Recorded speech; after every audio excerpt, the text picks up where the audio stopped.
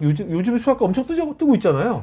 그죠? 요즘 뭐 수학의 대세인 것 같아요. 그 정말 이사님이 수학과 들어갔을 때 그때 수학과 엄청 떴었나요?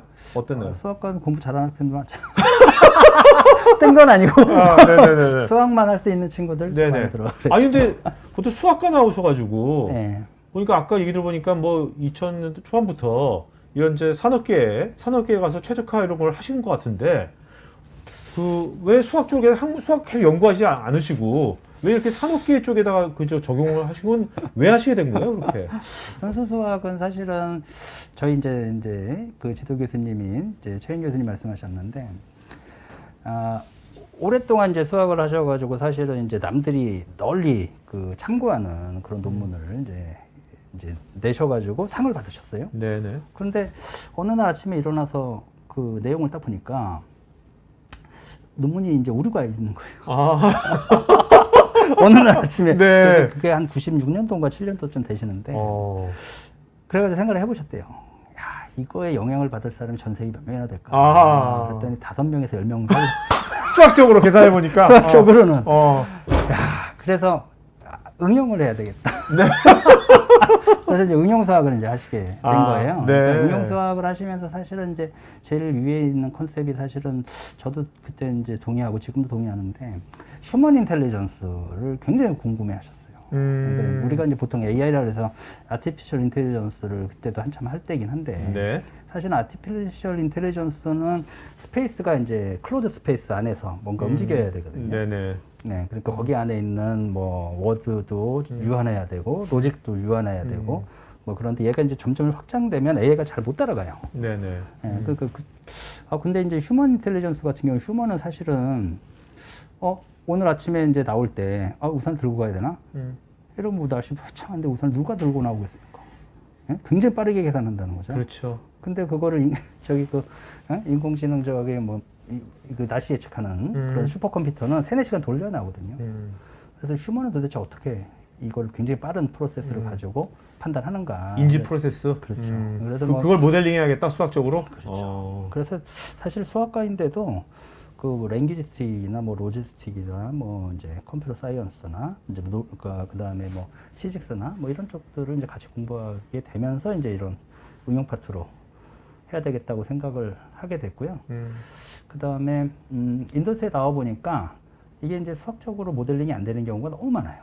네, 그렇죠. 네, 그때 이제 딱 만났던 문제 중에 하나가 뭐냐면은 그 실제 이제 연구실에서 만들었던 이제 토이 프로블럼들은 굉장히 잘 도는데 실제로 이제 사업군에 가서 해보면 거의 대부분 안 돌아요. 네네. 네, 그런 문제 많이 만나면서 이제 어프로치 방법을 약간 바꿨죠. 이게 이제 theoretical하게만 접근하는 게 아니고 이제 실제 프랙티컬하게 그쪽에서 원하는 그런 방향들의 기술들을 접목해 가면서 이제 계속해서 이제 그렇게 하게 네. 되면서 뭐 수학을 완전히 버린 건 아니에요. 그게 또 도메인의 컨스트레인트겠네요. 맞습니다. 그리고 도메인 컨스트레인트를 사실은 이제 슈링크해주는 어느 정도로 그 워킹이 가능한 형태로 만들어주는 그런 작업들을 해야 되는데 우리나라에 이제 그런 일을 하시는 분들이 거의 없죠. 그러니까 IT 하시는 분들도 이제 대부분은 그냥 사용자 애플리케이션 수준에 머물러 있을 뿐이지 그분들이 진정으로 다가야 되는 골에 필요한 기능이나 애플리케이션이 무엇인지를 네. 이제 고민하는 게 좀 아무래도 좀 작기 때문에 그런 쪽에 관심 많이 가졌던 것 같아요. 우리가 그 보통 이제 기업체에서 일하시는 분들이 뭐 예전 얼마 전까지 하더라도 수학이란 것은 네. 아까 뭐 최적화 뭐 이런 분야에서만 쓰면 되는 거지 나하고 상관없어라고 나한테 생각했는데 요새 뭐 AI 막 나오면서 뭐 수학이 중요하다 이런 얘기가 나오니까 직장인들이 나도 수학 해야 되나? 뭐 이제 수학 해야 되나? 뭐 어떻게 생각하세요? 지금 직장인들이 지금 이제 수학을 예전에 몰라도 됐지 않습니까? 그죠? 다시 수학을 좀 해야 되는 어떻게 생각하세요? 그건? 저 개인적인 의견입니다. 네네, 개인적인 의견은 궁금한 거. 순전히 개인적인 의견인데 사실 지금은 더 몰라도 될 것 같아요. 네, 지금 예전보다. 왜 그러냐면은 예전에는 이제 제가 하고 있는 이제 인공지능만 하더라도 사실은 알고리즘 자체도 사실 공부하기도 굉장히 어렵고 그 안에 이제 스토캐스틱이라든지 막 프로바빌리스틱 막 이런 덴시티 함수들이 들어가가지고 사실 비전고자들은 알고리즘 자체도 이해하기가 되게 어려웠어요. 네. 근데 이제 머신러닝 알고리즘은 사실은 뭐에 근간하냐면은 리니어 리그레션, 선형 회귀에 근간하거든요. 선형 회귀는 간단하죠.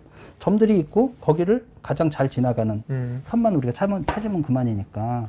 그러니까 머신 알고리즘은 그런 거죠. 데이터가 막 스케일하게 떨어져 있을 때 거기를 제일 잘 미트하는 직선이든 면이든 뭐 이런 여러 가지 뭐 것들을 찾아내는 기법을 하는 거기 때문에 수학적으로는 굉장히 간단해요. 네. 그 수식을 이해하고 있는 데에서는 우리가 이제 고등학교 1학년 정도의 미분 정도에 그냥 미분을 굳이 뭐 계산할 필요도 없고 그냥 컨셉만. 네. 그러니까 이렇게 생겨 있는데 최대점이 그냥 이런 선을 그으면 되는 거죠. 이 정도만 알면 되기 때문에. 그러니까 수학을 계산하는 게 아니라 이제 그 컨셉을 이해만 하면 된다. 그리고 툴이 잘 돼 있고 그렇기 때문에 이제 그 툴을 이제 활용하는 쪽으로 가져간다 그러면 예전보다는 이제 수학적인 백그라운드는 이제 그 다른 쪽으로 활용하는 거죠. 수학적인 백그라운드는 뭔가를 계산하는 때 쓰이는 게 아니라 뭔가를 이해할 때 쓰는 거죠.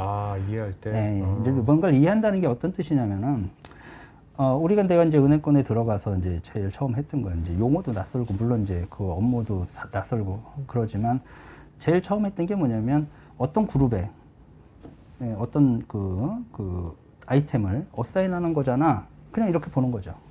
어사인하는데 뭐 못 들어간다 그러면 못 들어가는 거고 들어간다 그러면 들어가는 거고 네네. 그룹이 그냥 원레벨 그룹이면 원레벨 그룹이고 뭐 그 하이레벨 그룹이 있다 그러면 하이레벨 그룹이 있는 거고 그냥 그런 거잖아. 그냥 보면. 그러니까 이렇게 이해하는 거죠. 그러니까, 그게 이제, 그러니까 기업의 문제를 네. 이렇게 수학적으로 딱 이해를 하게 되면 네. 그러면 그렇게 어떻게 그 모델링을 할 수도 있겠죠. 네네. 그러면 그것은 이제 기계하고 협업이 쉬워지겠네요. 맞습니다. 네? 네네. 기계의 협업도 쉬워질 뿐더러 이제 트랜지션, 그러니까 다른 산업에 있던 문제를 다른 산업, 이쪽 산업으로 옮기는 그런 과정도 굉장히 쉬운 거죠. 그렇네요. 예. 그래서 수학적 모델링이라는 게 중요한 거군요. 네네. 뭐 이렇게 학문적인 거라기보다는 네네. 어떻게 되게 프랙티컬한 거네요. 그렇습니다. 거기서 나온 이제 제가 이제 그쪽에 하면서 물론 이제 수학적 이론에 근간해서 이렇게 가져온 것들이 있고요. 수학적으로도 굉장히 어려운 이론들이 이제 몇 가지 있을 수는 있어요. 그러니까 예를 들어서 이제 아까 말한 이제 그룹핑의 뭐 그룹 시어리를 어떤 식으로 또는 이제 트리 데이터 모델들을 어떤 식으로 서로 컴패러블 하고 뭐 그렇게 가져가느냐 이거는 사실 고전적으로 좀 어려워요. 그러니까 수학적으로는 어렵습니다. 근데 네네. 실제로 현장에서는 그렇게 복잡한 문제가 발생하고 있지는 않아요. 그래서 이제 그런 것들을 활용하는 어떤 이런 능력이 좀 많이 필요한 시점이고요. 그리고 그렇다 보니까 그 아까 이제 중요하다라고 하는 게 이제 업무를 이해를 하고 계신 분들이 아까 이제 미래를 예측하는 게 제일 중요해요. 그러니까 과거를 좀 이해하는 거는 오케이. 머신러닝이 너무 잘해요, 이제는. 네네. 사람이 따라갈 수가 없습니다, 과거는.